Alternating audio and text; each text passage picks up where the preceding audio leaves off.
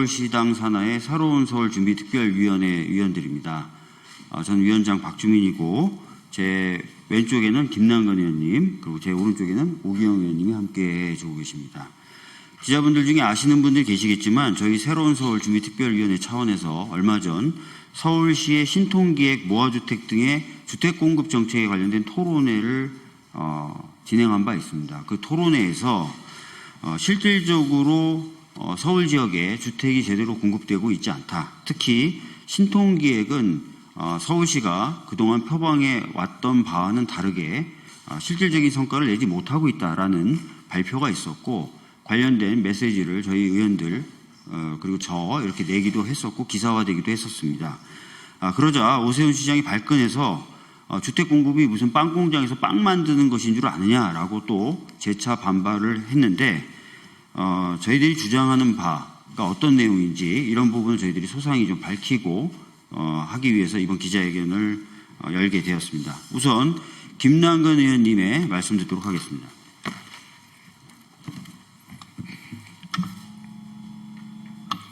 네, 서울 성북을의 김남근 국회의원입니다.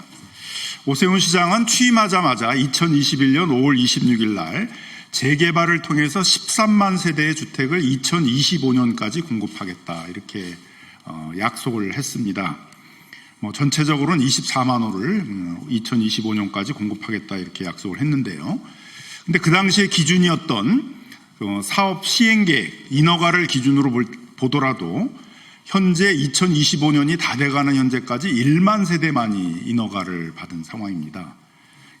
사업계획 승인, 인허가를 받고도 착공까지 가지 못하거나 착공이 장기적으로 늘어지는 경우들도 많이 있어서 이재명 정부에서는 주택 공급을 착공 기준으로 다시 바꾸겠다 이렇게 하고 있는데요. 착공 기준으로는 그야말로 0세대밖에 안 됩니다. 재개발 현장에서는 재개발이 다 멈췄다. 지구 지정만 해놓고 아무런 대안도 없다 보니까 아무것도 진척되는 것이 없다라는 불만을 많이 얘기하고 있습니다. 말만 신통기획이지 하나도 신속하게 진행되는 것이 없다라는 비판들이 많이 일어나고 있습니다. 이런 상황이라면 책임 있는 서울시장으로서는 지구 지정만 돼 있고 왜 더 진척이 안 되고 있는지에 대한 정확한 분석을 통해서 대안을 내놔야 되는데, 마치 비아냥대듯이 주택 공급이 빵 공장이냐 빵 만들지 할 수 있는 게 아니다라는 무책임한 발언들을 해서 재개발 현장에 있는 많은 재개발 주민들의 분노를 사고 있습니다. 재개발뿐만 아니라 전체적인 주택수에 있어서도 2025년까지 24만 호를 공급하겠다 이렇게 약속을 했었는데요. 25년이 다 돼가는 지금 현재 보더라도 지난 10년간 평균 6만 9천 호가 서울 지역에서 주택이 공급됐습니다만은 오세훈 시정 3년간을 평균해 본다면 4만 2천 호, 그러니까 사업 시행 계획으로 61% 수준밖에 주택이 공급되지 않았고, 착공 기준으로 하게 되면 지난 10년간 6만 8천 호가 공급이 됐습니다만은 지난 3년간 평균을 보게 되면 한 해에 3만 9천 정도만 공급이 돼서 10년 평균과 비교해 보게 되면 57%밖에 공급이 안 됐습니다. 그러면 이렇게 왜 그 오세훈 시정 3년 동안 서울 지역에서 주택 공급이 대규모로 감축되었는가에 대한 어떤 분석과 대안이 있어야 되는데, 빵 공장 타령만 해가지고는 이 문제가 해결이 되겠습니까? 만약 건설 회사들이 착공계를 받고도 그 사업을 하고 있지 못하다 그러게 되면 그런 PF 문제를 해결해가지고 주택 공급을 정상화시키겠다라든가 이 주택 공급에 대한 어떤 정상화 대책에 대한 얘기가 있어야 되는데, 아무런 주택 공급에 대한 정상화 대책이 없이 무책임한 빵 공장 발언만을 하고 있어서 이 점에 대해서는 오늘 기자회견을 통해서 우리 재개발 주민들을 대변해서 정확히 비판을 하고 대안을 세울 것들을 요구를 하고, 만일 대안이 없다면 이재명 정부에서 지금 본격적으로 서울 도심 지역에 공급하려고 하는 주택 정책에 부합해서 적극적으로 협력할 것들을, 방해하지 말 것들을 그런 촉구하자는 취지에서 기자회견을 갖게 되었습니다. 예, 시민들이 체감하는 공급의 기준은 아마 구역 지정이 아니라 착공이라든지 분양이라든지 그런 것이 되지 않을까 싶습니다. 그렇기 때문에 이번 정부에서 주택 공급 대책을 발표할 때도 착공 기준으로 몇 호를 하겠다 이렇게 발표를 했던 것인데요. 오로지 구역 지정만을 기준으로 자기가 할 일을 다 했다라고 얘기하는 것은 실질적으로 주택 공급을 바라는 서울 시민의 염원과 바람과는 상당히 차이가 있을 것이고, 그동안 서울시가 이야기해왔던 바하고도 상당히 거리가 떨어지는 것입니다. 이 점에 대해서 다시 한번 저희가 명확히 지적하고요. 다음은 오기영 의원님의 말씀을 듣고 또 기자회견 낭독도 이어가도록 하겠습니다.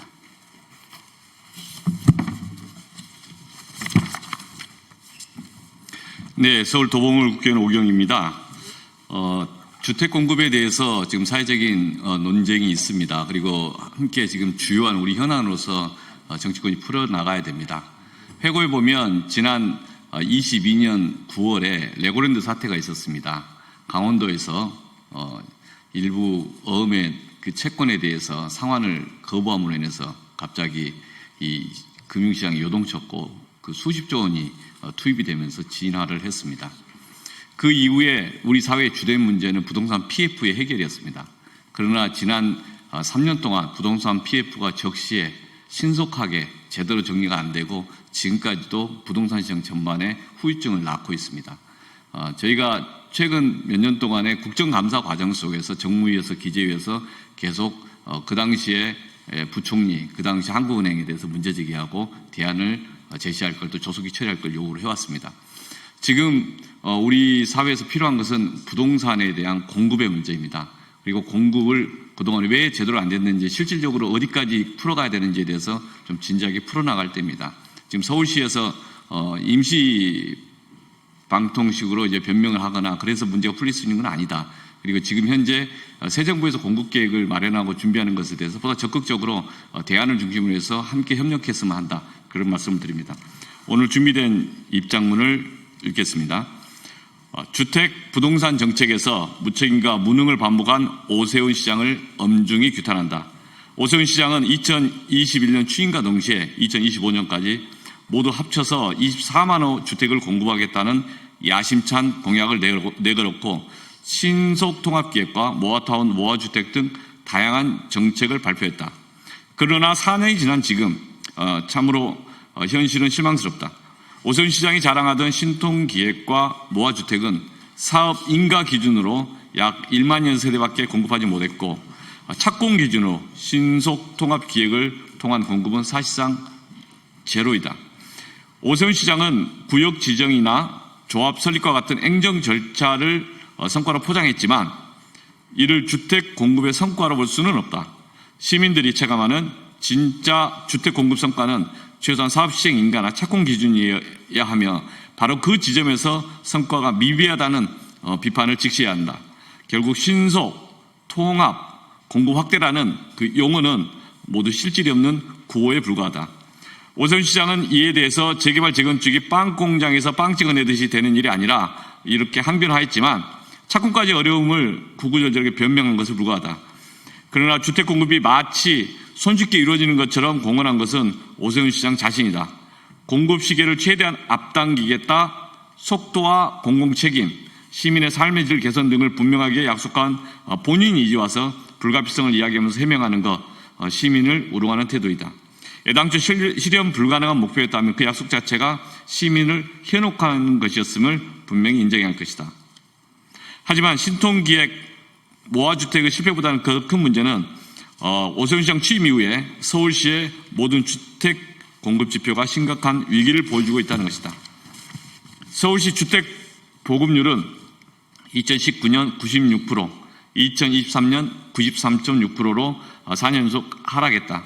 2023년 실제 주택 준공 가구 수는 41,218가구로 14년 만에 최저치이며 2020년 대비 절반 수준에 그쳤다. 지난 10년 평균 매년 6만 호에서 7만 호 이상 건설되던 주택이 오세훈 시장 취임 이후 4만 호에서 5만 호 정도로 뚝 떨어졌다.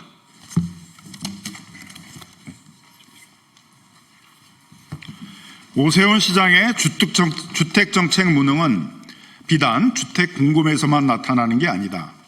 2022년 8월 폭우로 인한 반지하 사고 당시 오세훈 시장은 반지하는 후진적 주거유형이라며 폐지를 발표했지만 실질적 방안을 제시하지 못한 채 논란만 만들었다. 2025년 2월에는 충분한 검토 없이 토지거래 허가제를 해제해서 부동산 가격이 폭등하고 가계부채가 증가하는 등 시장에 혼란을 유발했다. 최근 보증금 미반환 사태가 일어난 청년 안심주택 대부분 오세훈 시장 취임 후 준공된 것이다.